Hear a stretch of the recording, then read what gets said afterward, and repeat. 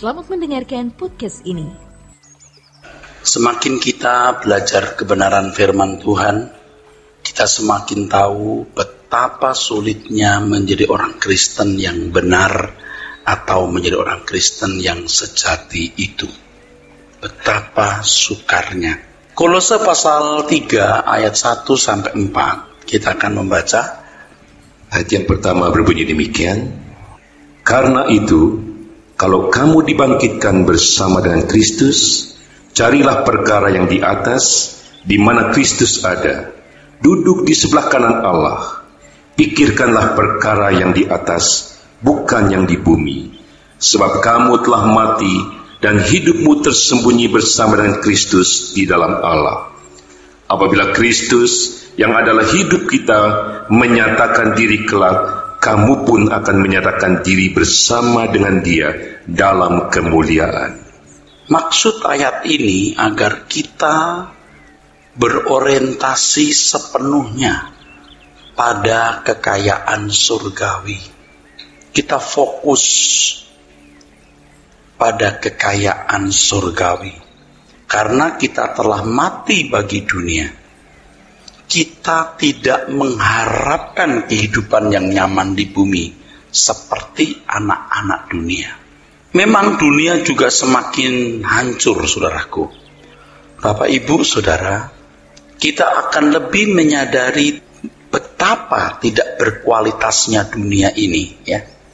Pada waktu kita menjumpai kenyataan kematian orang yang kita cintai, pada waktu kita mengalami sakit penyakit, apalagi sakit penyakit yang tidak tersembuhkan, dan kita terancam kematian, jatuh miskin, diperlakukan tidak adil, menghadapi perang, huru-hara, dan berbagai ancaman lain yang mengancam hidup kita.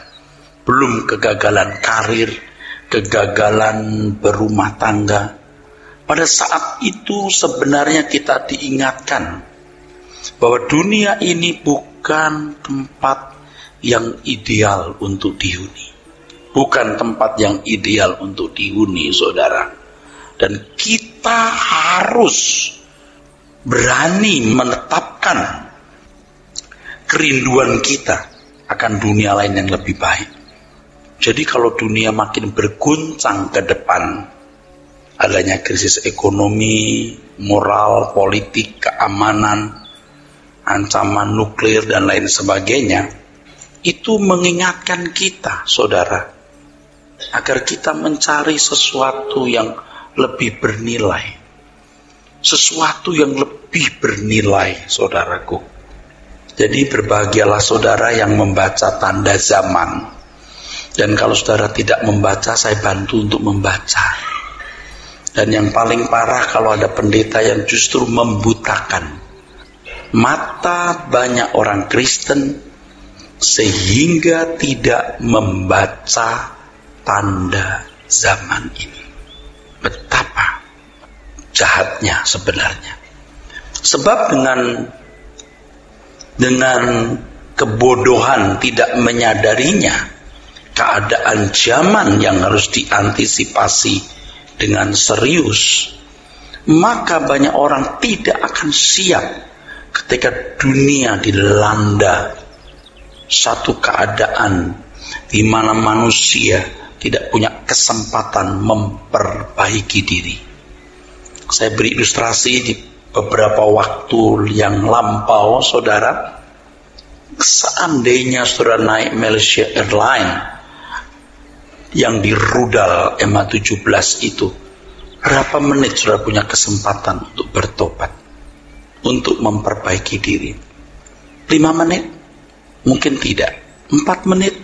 Mungkin tidak, saudara. 1 menit? Mungkin juga tidak. Jangan-jangan sedang tidur, bangun-bangun sudah di alam lain. Tapi masih saja ya saudara, orang tidak sadar. Dan beberapa kali saya berbicara mengenai seandainya Anda hidup 100 tahun tanpa masalah, tanpa sakit, tanpa penderitaan, tanpa kemiskinan, tapi setelah itu tidak jelas nasibmu, beranikah kita melewati 100 tahun itu? Bahagiakah kita dengan 100 tahun itu? Seandainya kita punya waktu 1 juta tahun, tapi akhir 1 juta tahun kita tidak memiliki kepastian bagaimana nasib kita, beranikah kita melewati 1 juta tahun itu dengan perasaan tenang? Kalau sampai bisa, betapa cerobohnya. Kita hanya punya waktu beberapa puluh tahun, saudara. Mungkin di antara kita hanya memiliki waktu beberapa belas tahun. Mungkin juga hanya beberapa tahun, saudara. Mestinya kita melihat betapa tidak berkualitasnya hidup ini. Sekalipun kita memiliki harta berlimpah. Bahagiakah kita melihat perang di jalur Gaza? Anggaplah Anda punya kesehatan 100%. Berbahagiakah saudara melihat epidemi penyakit yang mengancam nyawa banyak orang, yang direnggut penyakit tanpa ada pengobatan, perhatian yang pantas untuk mereka yang tidak mampu? Kita juga tidak nyaman, saudara. Jadi tatkala kita melihat fakta-fakta atau realita-realita ini, saudara, kita mengarahkan pandangan kita ke kerajaan Bapa di surga dan mendengar kabar baik lewat pernyataan ini, bahwa semua yang invalid, semua yang tidak sempurna ini, semua yang tidak ideal ini akan berlalu, dan Tuhan akan menggantikan yang ideal, yaitu kerajaannya, saudara. Jadi kabar baik memiliki tekanan bukan pada penyelesaian masalah-masalah fana hidup. Jadi kalau selama ini berbicara mengenai juru selamat, jangan kita mengubah Tuhan Yesus Kristus, juru selamat yang sesungguhnya, menjadi juru selamat duniawi. Juru selamat duniawi, juru selamat versi manusia. Jadi kalau boleh marah, kita itu jadi marah, saudara. Kalau kita mendengar pendeta-pendeta yang tidak menyembunyikan peringatan supaya orang alert, seperti bencana mau datang, tidak ada peringatan tanda bahaya. Kita yang harus memberikan terperingatan tanda bahaya ini. Ketika dunia makin sulit, orang tidak akan punya kesempatan memperbaiki diri lagi, saudara. Tidak akan ada kesempatan. Sekarang ini everything's okay, running well, tapi nggak lama. Jadi secara makro umur dunia ini akan pasti makin pendek. Secara mikro, secara individu, umur hidup saudara juga makin pendek. Dan makin tua saudara, makin rentan tubuh saudara. Makin tua bumi ini, makin rusak. Jadi kalau ternyata planet bumi yang kita huni ini tidak menjanjikan kehidupan yang sejahtera, bahkan makin hari makin mencemaskan, kita didorong untuk mencari kehidupan di dunia lain yang menjanjikan suatu kehidupan yang lebih bernilai. Kehidupan yang tidak kita jumpai di belahan bumi manapun, saudaraku. Di belahan bumi manapun. Kalau Anda berkata Denmark makmur, Swedia bermakmur, kalau separuh penduduk orang Jawa Tengah pindah ke Swedia, jadi makmur nggak Swedia? Satu, wilayahnya sempit. Sumber alam pun juga terbatas untuk jumlah orangnya. Yang kedua, mentalitas manusianya. Dan kita melihat sekarang kejahatan itu luar biasa. Anda bisa bayangkan nggak? Ada pesawat komersial yang dirudal. Kalau bukan orang gila kan nggak ada, saudara. Anda bisa mengerti nggak perang Gaza itu? Udah ratusan, hampir 1000 yang mati, ribuan yang luka. Dipertontonkan kepada kita kekejaman Israel. Tapi juga Israel punya alasan karena mau membela negaranya. Tapi di lain pihak ada kelompok-kelompok yang ingin segera mendirikan negara Palestina. Yang dikorbankan siapa? Rakyat, anak-anak. Tuh, Israel jahat. Nih, lihat anak dibantai. Saya tidak perlu siapa-siapa di sini, saudara. Manusia semua jahat, saudara. Tapi inilah planet bumi yang tidak menjanjikan. Apakah saudara anggap ringan perkataan Tuhan? Aku pergi menyediakan tempat bagimu. Dan setelah aku menyediakan tempat bagimu, aku akan datang kembali. Supaya di mana aku ada, kamu ada. Begitu seriusnya Tuhan. Dan untuk itu dia harus membeli, menebus dengan darahnya. Dengan kematiannya di kayu salib. Kita anggap ringankah itu?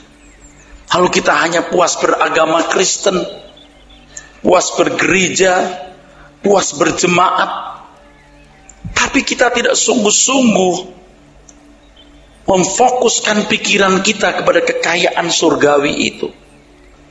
Saya ingatkan kepada Bapak Ibu, saudara-saudara sekalian, yang sungguh-sungguh fokus saja, saudara, bisa kadang-kadang, saudara, bisa kadang-kadang terlena.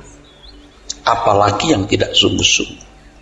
Ya tentu kalau sungguh-sungguh, walaupun kadang-kadang terlena, nanti lama-lama jadi permanen. Tuhan Yesus berkata, kumpulkan harta di surga, bukan di bumi. Bukan di bumi.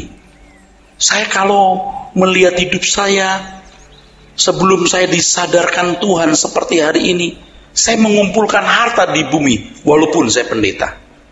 Walaupun saya pendeta. Walaupun saya membantu penginjilan.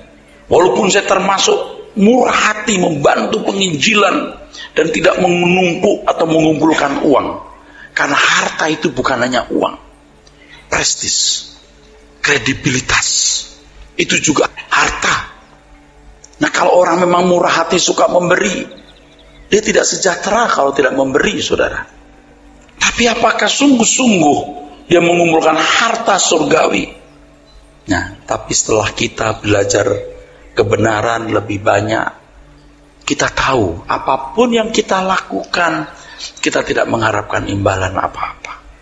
Apapun yang kita perbuat, kita tidak mencari nilai diri. Itu menjadi irama hidup. Bahkan kita bisa berkata, sekalipun apa yang kulakukan itu tidak mendapat upah, tidak diganjar upah, tidak mendapat reward, sekalipun tidak masalah. Yang penting aku melakukan apa yang berkenan di hadapan Tuhanku, dan aku diperkenan masuk kerajaannya. Cukup. Jadi kalau Paulus berkata di Kolose 3 tadi, kamu telah mati, itu berarti kamu tidak boleh hidup cara hidup anak dunia. Waduh, saudara, siapa yang mau mendengar ini, saudara? Siapa yang mau mengerti, saudara? Kita sudah terlalu lama hidup dengan cara hidup anak dunia. Ya, siapa yang mau dengerin, saudara? Kamu sudah mati, hidupmu tersembunyi bersama dengan Kristus di dalam Allah. Aduh, saya juga merasa belum permanen. Tentu saja, saya terus proses. Saya mengerti begini, saudara. Orang yang berjalan dengan Tuhan dan punya pengalaman real dengan Tuhan, itu akan menemukan hal-hal yang tidak bisa ditemukan orang yang tidak mengalami. Karena kan saya belajar banyak, baca buku banyak, begitu saya melakukan. Kalau sebagian sudah tidak, saya kasih tahu, saya banyak belajar, saya banyak mendengar. Tetapi ada kebenaran-kebenaran yang tidak bisa ditemukan kalau orang tidak masuk ke dalaman pengalaman. Dalam hal ini pengalaman untuk fokus kerajaan surga. Seperti kalimat, kamu telah mati. Berarti kamu tidak punya kesempatan, atau kamu tidak boleh membuat kesempatan untuk menjadikan dunia ini kesenangan.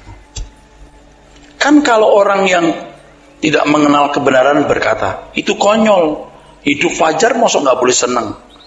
Damai sejahtera sukacita oleh Roh Kudus. Ya kalau begitu udah jadi gembel aja, Pak. Itu kan konyol, saudara. Orang yang begitu nggak bisa kita ajak ngomong. Kalau kita jadi gembel, gimana kita mau jadi berkat? Kalau kita nggak punya potensi, bagaimana mau tolong orang? Makanya kan kampanye saya kepada anak-anak muda, belajar rajin, berprestasi, jangan jadi kaya, jadi orang yang sangat kaya, jadi orang yang sangat sehat, jadi orang yang kuat, supaya kita berprestasi untuk Tuhan. Kesenangan kita ketika kita bisa berprestasi untuk Tuhan atau mengabdi bagi Tuhan, bukan sesuatu itu.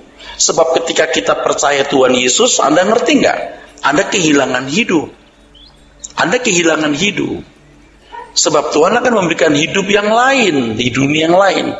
Sekarang 30 tahun ini, sisa hidup saya, atau 25, kalau masih 25, atau 5 tahun, kalau masih 5 tahun. Mau saya pendekin lagi? Oke, we don't know about tomorrow. Kita tidak tahu berapa tahun lagi. Atau 50, atau 60 yang masih muda-muda. You mau nggak barter? Itu loh. You mau nggak barter?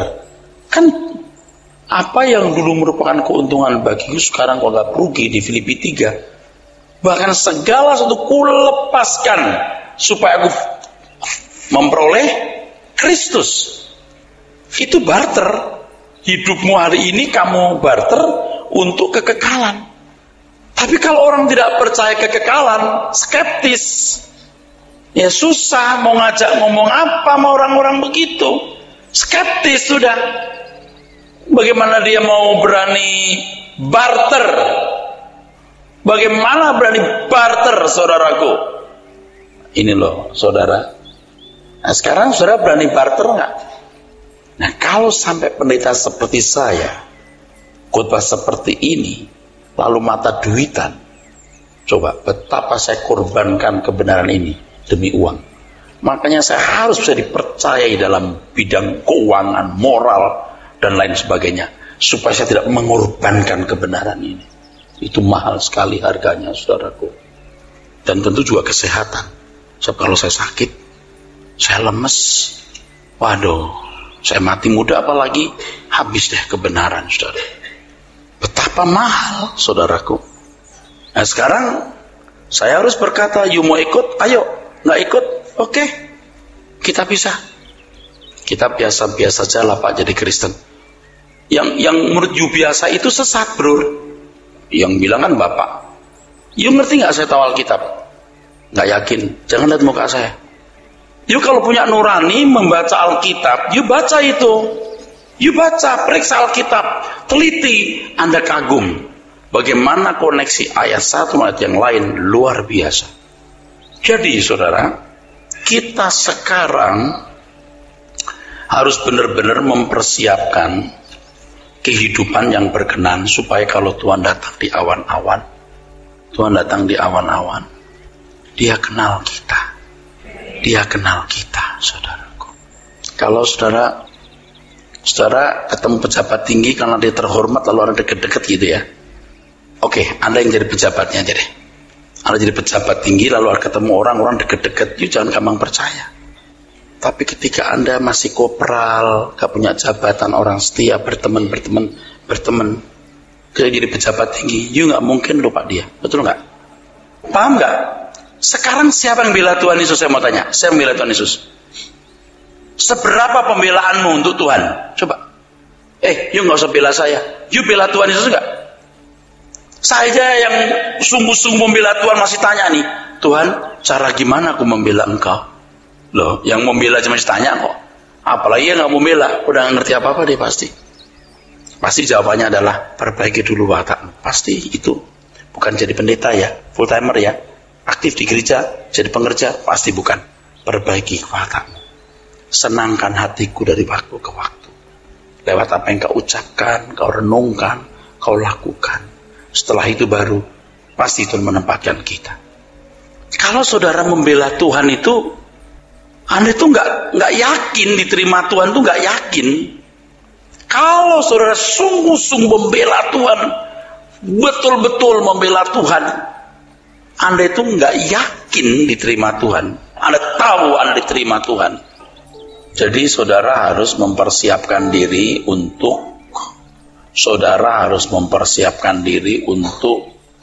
ketemu Tuhan dan dikenal Dia. Kalau kita bisa punya atmosfer yang bersih terus ya, atmosfer yang baik terus itu, wah betapa hebatnya. Dan menurut saya ya, maaf saya bukan Tuhan ya, tapi saya bersama Tuhan ya. Menurut saya ya, sebagian saudara itu punya atmosfer yang baik. Dan saat seperti ini atmosfer yang baik itu baru bagus, tahu? Atmosfernya bagus, tidak semua. Dan atmosfer seperti ini kalau dikembangkan terus tiap hari, Anda akan tahu, Anda akan mengerti maksud saya bahwa tidak ada hal yang lebih penting dari dikenal Tuhan dan disambut Tuhan. Anda mau miskin, Anda mau jelek, Anda mau sakit, Anda mau sehat, Anda mau apapun, nggak masalah. Aku dikenal Tuhan. Saya tidak mau mati muda, saudara, karena saya punya tugas masih banyak sekali, saudara. Tapi kalaupun saya harus mati muda, sungguh buat saya nggak masalah. Saya pasti dikenal Tuhan. Saya tidak yakin jabatan saya tinggi, tapi sih kayaknya camat dapat saya. Target saya itu minimal wali kota soalnya. Tapi sekarang udah dapat camat ya saya. Lurah, camat mesti dapat lah ya. RT sih udah di atas lah. Gubernur nggak berani ngomong saya. Loh ini bener. Jadi kalau jujur tuh di kecil hati kecil saya kayaknya di kelas camat, lurah, camat gitu.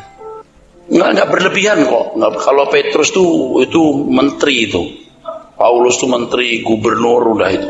Saya belum, saudaraku. Belum saya. Makanya kalau saya masih ada sisa waktu ya, bisa panjang umur ya, saya mau lebih meningkat lagi dan saya bisa membawa lebih banyak orang jadi anggota Corpus Delicti itu, saudara. Itu aja. Dan ini tulus, ini bukan supaya saya dihargai, ini tulus, saudara. You mau kaya raya hebat bagaimana, aduh saudara. You percaya nggak betapa bodohnya orang-orang yang sekarang lagi bergembira ria? Akan berakhir pesta itu. Laki plus seberapa sih senengnya? Nah, yang menyedihkan seperti yang tadi saya katakan bahwa justru banyak pendeta yang mengimpartasikan semangat zaman. Semangat zaman itu gairah duniawi itu loh. Iya. Yang membuat orang tetap ada di satu suasana makan, minum, kawin, dikawinkan. Ya, ini kan menyenangkan telinga, saudara. Jelas dong menyenangkan telinga dong. Cari pendeta seperti itu. Ya menyenangkan telinga, gimana nggak menyenangkan telinga, saudara? Ya cocok dengan semangat zaman. Jadi khotbah-khotbah itu dikawinkan dengan semangat zaman sebenarnya. Itu ditulis di dalam Timotius 2 Timotius 4 ayat yang ketiga. Oleh sebab itu ya saudara, kita harus menyadari dan menghayati kehadiran Tuhan dalam dunia ini, khususnya dalam hidup kita, untuk menggenapi rencananya. Jadi Tuhan hadir dalam hidup kita untuk membimbing kita, mendidik kita, agar kita tekun terus bertumbuh di dalam Dia. Ayo mulai sekarang ya saudara, kita hayati Tuhan yang Maha Hadir. Oke, Anda nggak salah nonton film, Anda nggak salah nonton acara-acara TV. Jangan tenggelam di situ. Matikan, lipat tanganmu, baca Alkitab. Kan udah kampungan kalau saya ngomong begini, kampungan itu kan acara-acara yang kayak wajib ditonton gitu. Kenapa Anda nggak matikan lalu Anda punya waktu untuk berdoa atau ketemu Tuhan? Kok seneng loh ketemu, apalagi berita-berita yang waduh, acara-acara yang gak jelas gitu, gak memancarkan, pokoknya gak baik gitu. Kalau berita saya senang mendengar, tapi kalau yang gak perlu, yang begitu kok ditonton loh, bingung kan. Hayati kehadiran Tuhan.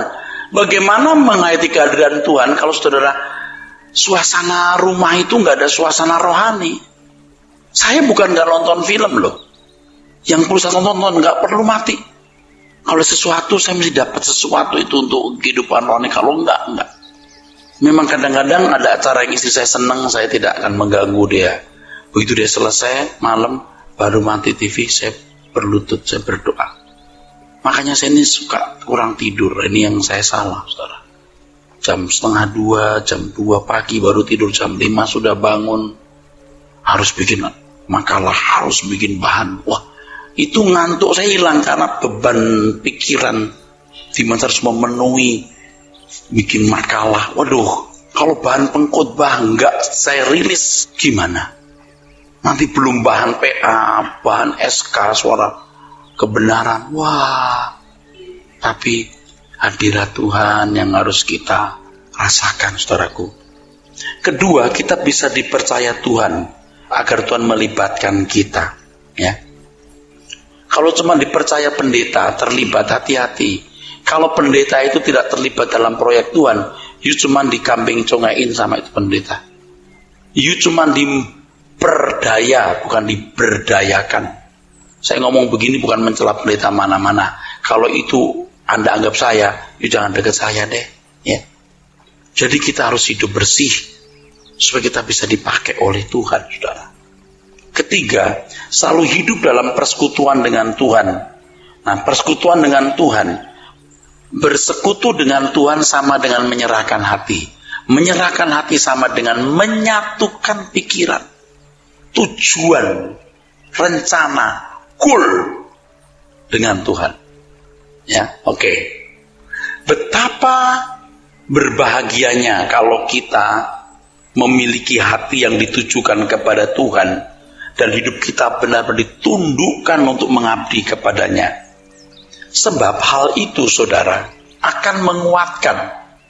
Jadi begini, kalau kita mengasihi Tuhan, saya lebih suka taruh paling bawah, mengasihi Tuhan, lalu kita hidup benar, pasti kita akan dituntun Tuhan. Lalu kita membela Tuhan.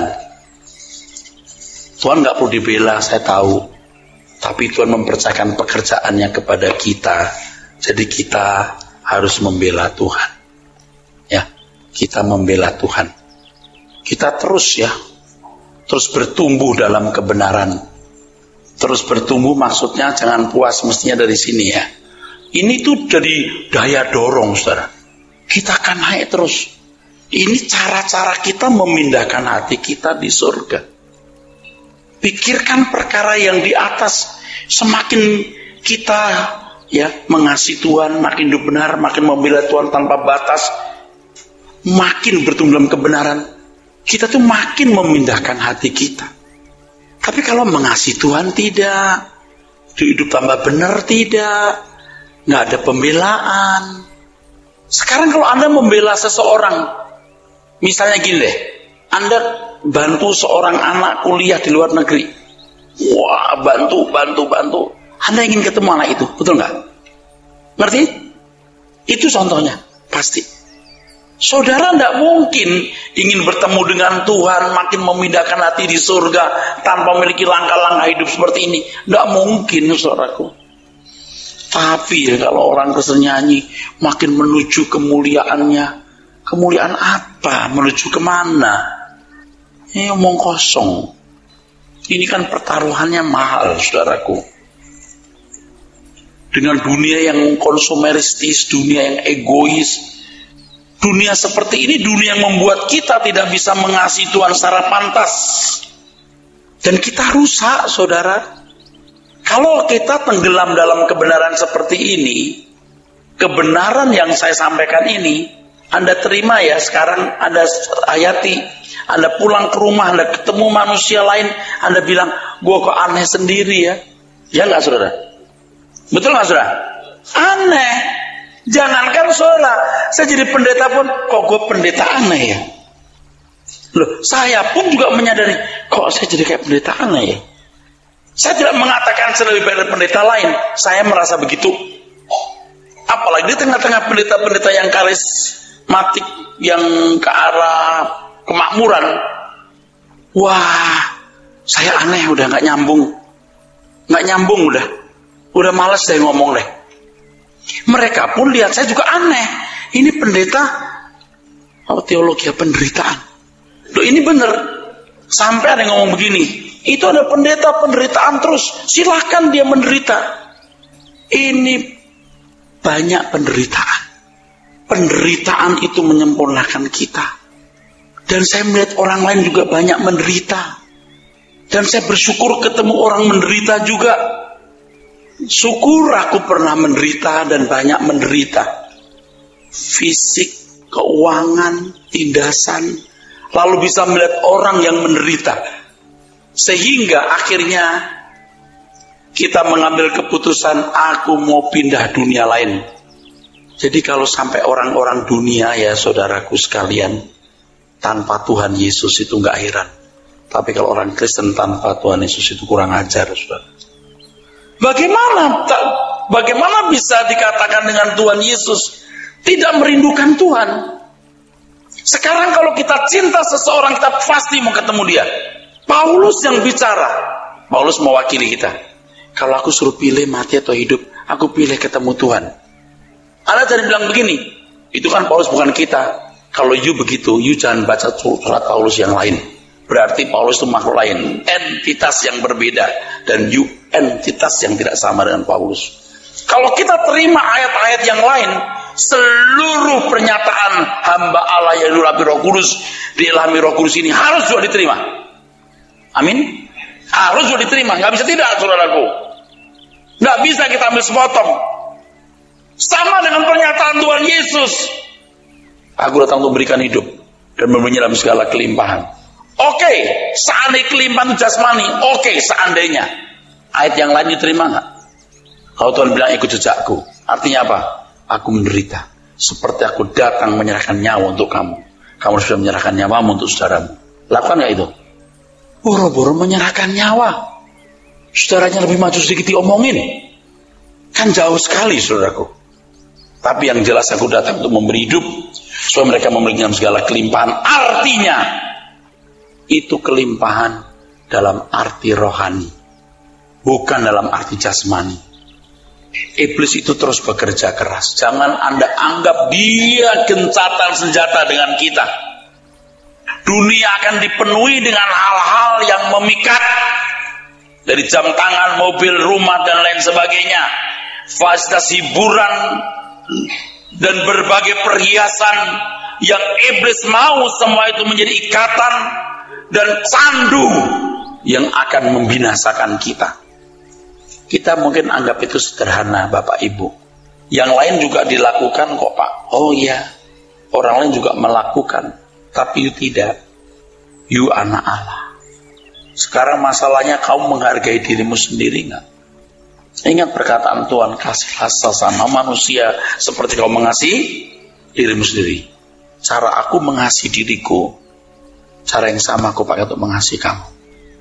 Kalau aku mengasihi diriku dengan ini, dengan ini, dengan ini, dengan ini, aku berharap kamu juga punya.